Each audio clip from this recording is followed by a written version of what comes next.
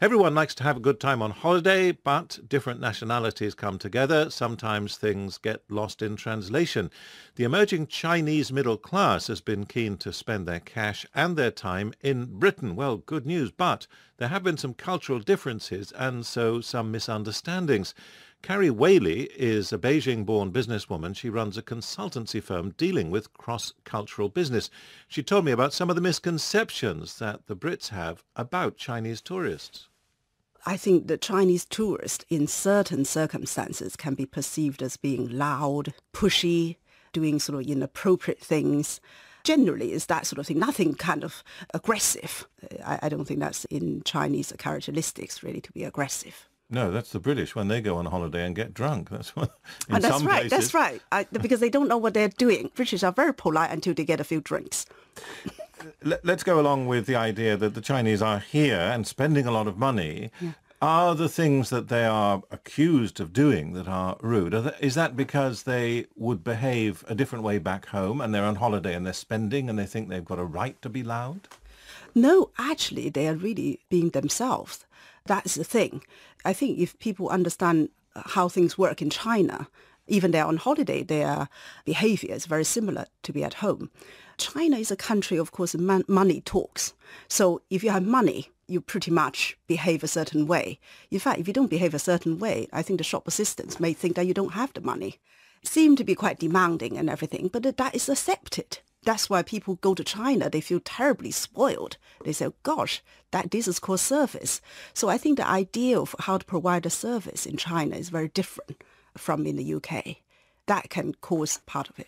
Because Chinese tourists are expecting a bit more deference than they're getting. And of course, that's one of the things about Chinese society, like some other East Asian societies.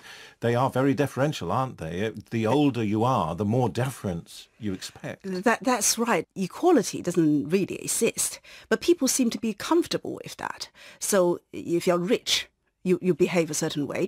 If you feel powerful and not powerful, and as you say, even the age, does mean a lot. Somebody older, just being old in Chinese society already generate respect.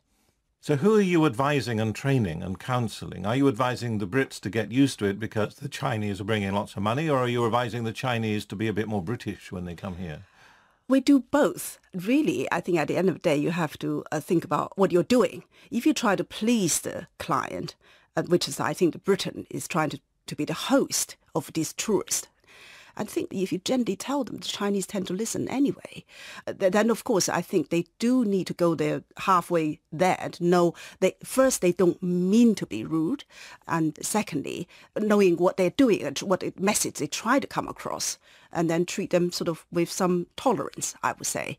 Then if the Westerners go to China, we actually then teach them how they should behave in China, because they can perceive to be rude as well, certain things if you don't do it right.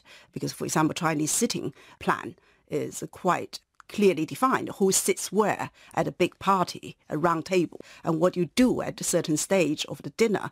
It means a lot. So if you're a visitor or if you are a guest and if you're a host, they're quite different.